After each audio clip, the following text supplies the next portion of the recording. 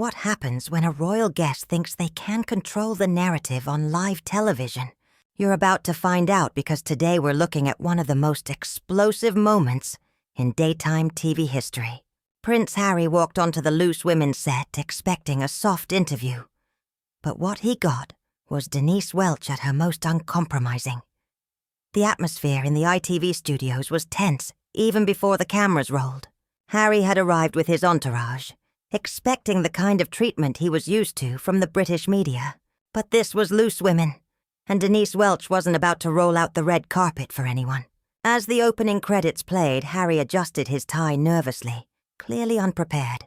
Christine Lampard, Nadia Sawalha, and Kay Adams exchanged glances that showed they knew Denise was in one of her moods. And when Denise Welch is in a mood, nobody is safe. "Right then," Denise began, hardly waiting for the cue. "We're joined now by Prince Harry, here to talk about his latest ventures. Harry, thanks for coming on." Harry smiled his practiced royal smile.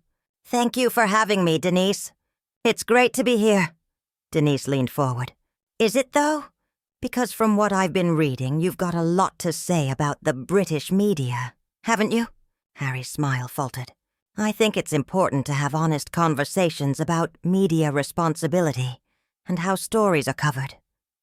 "Honest conversations," Denise repeated, her tone sharp. "So, when you say the British press has been unfair, are you including shows like this? Because we're British media too, aren't we?" Christine tried to soften it. "What Denise means, Harry, is maybe you could explain your perspective on media coverage." But Harry had already taken the bait. His jaw tightened. There's a difference between responsible journalism and the tabloid sensationalism that has plagued my family for decades. "Tabloid sensationalism?" Denise pressed. "Are you saying that any coverage that doesn't praise you is sensationalism?" "That's not what I said," Harry replied, his composure cracking. "But most reasonable people can see the difference between fair reporting and deliberate character assassination." The audience was silent. Nadia tried to lighten it. "Well, this is more heated than our usual Tuesday debate about pineapple on pizza." But Denise wasn't finished. "Character assassination. That's a serious allegation. Are you saying that when journalists report on your actions and choices, they're assassinating your character?" Harry tried to hold his ground. "There's a pattern of negative coverage that goes beyond legitimate criticism." "A pattern?" Denise nodded like a prosecutor. "And who decides what's legitimate criticism and what isn't?" "You." The question hung in the air. Harry shifted uncomfortably. The polished persona was slipping. "I think anyone with common sense can make that distinction," he said, but his voice lacked conviction. Then he smiled, but it wasn't warm. It was the smile of someone who knew they had their opponent cornered. "Common sense, right? So your common sense tells you that any criticism of your decisions is unfair. But our common sense should tell us you're always in the right." Kay Adams tried to shift the conversation. "Perhaps we could talk about some of the positive projects you're working on, Harry. I know our viewers would love to hear about your charitable work." But Harry was past diplomacy. The mask had slipped, and what was underneath wasn't attractive. "I came here expecting a professional interview, not some kind of ambush." And there it was, the word that would define the appearance. Ambush. As if asking direct questions about his public statements was somehow unfair. Denise's eyebrows shot up. "An ambush?" she repeated. "Harry, you're on a talk show where we discuss current events and ask questions. That's literally what we do here. Did nobody explain the format to you?" The condescension in her tone was clear, and Harry's face flushed red. "I understand the format perfectly. What I don't understand is this hostile line of questioning." Christine stepped in. "I don't think anyone's being hostile, Harry. Denise is just asking the questions viewers want answered." But Harry's voice grew sharper. "These aren't questions. They're accusations dressed up as journalism." Denise laughed, cold and humorless. "Accusations? Harry, I've asked you exactly 3 questions about your own public statements. If that feels like accusations, maybe the problem isn't with the questions. The panelists now looked like spectators at a tennis match, heads moving between Denise and Harry. The audience was riveted. Harry's tone carried the weight of someone convinced they were above criticism. I think viewers can see exactly what's happening here. This is precisely the kind of media behavior I've been talking about. Oh, is it now? Denise leaned back, arms crossed. So when you go on international television and make allegations about your family, this country, our institutions, that's you telling your truth. But when someone asks you to explain, that's media behavior? That's completely different. Harry snapped, his composure slipping. Different how? Denise pressed. Because you're the one talking instead of being asked? Because you get to control the narrative when you're the guest? Here you actually have to defend your positions. Nadia tried to calm things down. Perhaps we're getting off track. Harry, why don't you tell us about some of the positive changes you're hoping to make? But Harry was beyond rescue. His face was flushed, his jaw set. I don't think I should have to defend speaking my truth to people who have already made up their minds. The phrase, speaking my truth, hung in the air like a red flag. Denise pounced. Your truth? That's interesting. What about the truth? The actual facts everyone can agree on? Facts? Harry's voice rose. The facts are that my family and I have been subjected to years of invasive, inaccurate, and malicious coverage. Invasive coverage of public figures doing public duties with public money? Denise shot back instantly. Shocking behavior from the press. How dare they report on what you do in public? Christine looked worried.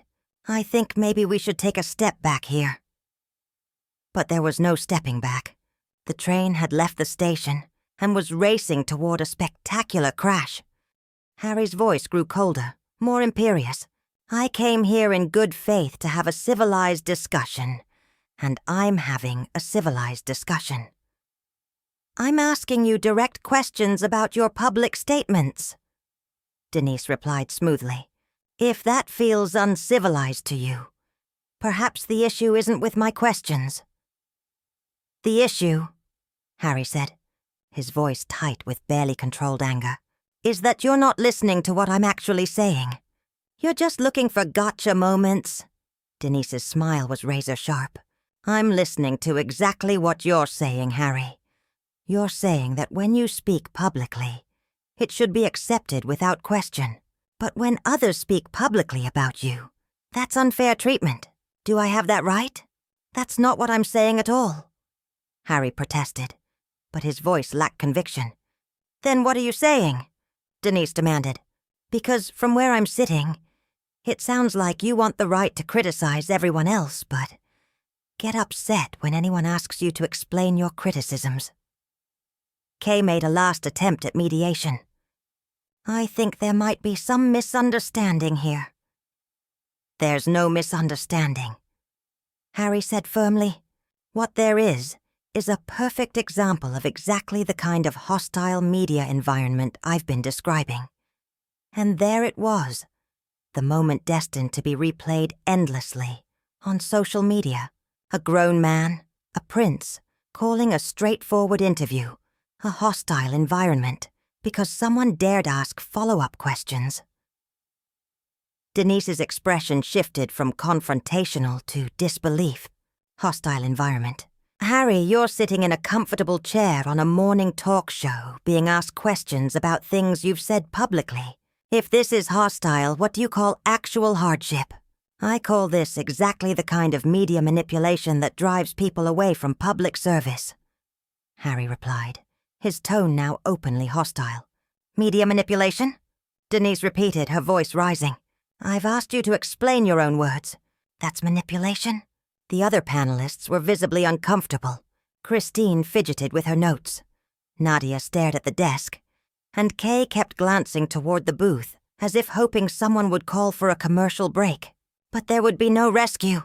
Harry had crossed a line, and Denise wasn't going to let him retreat behind royal protocol. You know what, Harry? I think our viewers are smart enough to see exactly what's happening here. You came on this show expecting softball questions and deferential treatment because of who you are. That's absolutely not true, Harry protested, but his denial rang hollow. Isn't it?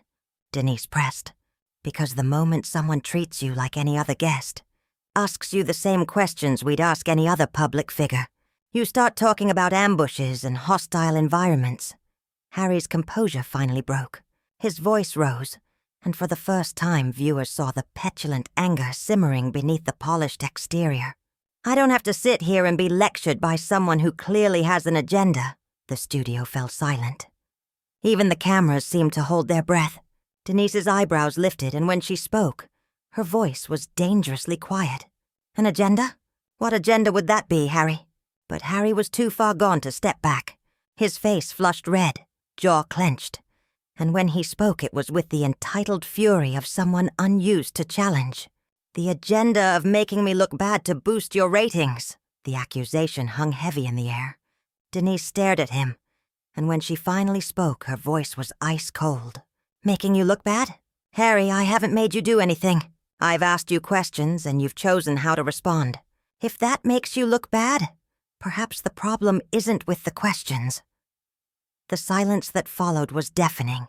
The entire studio seemed to hold its breath. Harry had just accused a veteran broadcaster of pushing a ratings-driven agenda against him, and the look on Denise's face made it clear he was about to regret it.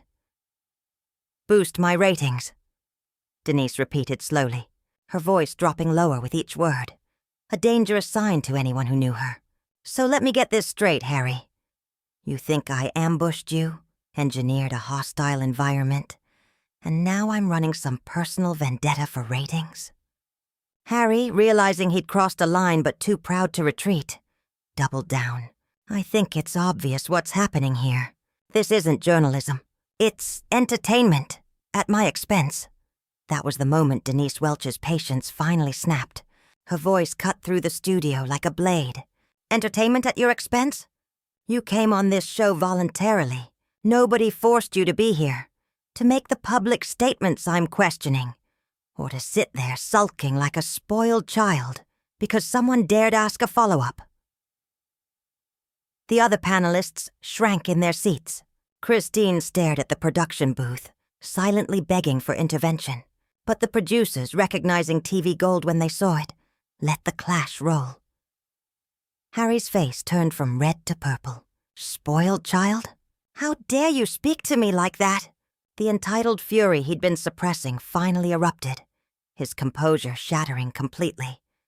Denise's smile was icy. How dare I? Harry, you're on my show accusing me of bias, calling legitimate questions an ambush, and now dictating how I'm allowed to speak to you. Who exactly do you think you are? I know exactly who I am. Harry snapped, raising his voice to a level wildly inappropriate for daytime television. And I know I don't have to tolerate this treatment from anyone. The audience leaned forward, riveted. This wasn't just a bad interview. It was a full-scale meltdown, live on air. Nadia made one last attempt at peace. Perhaps we should all calm down. Calm down. I am calm. Harry shot back, voice trembling with indignation. What I am is disgusted by this ambush interview disguised as journalism. Denise's reply was steady, final. Enough. You've accused me of bias, called this an ambush, claimed I'm using you for ratings, and now you're throwing a tantrum because I asked you to clarify your own words. I am not throwing a tantrum, Harry protested, his voice cracking. Aren't you? Denise fired back. Because from where I'm sitting, you expected royal treatment.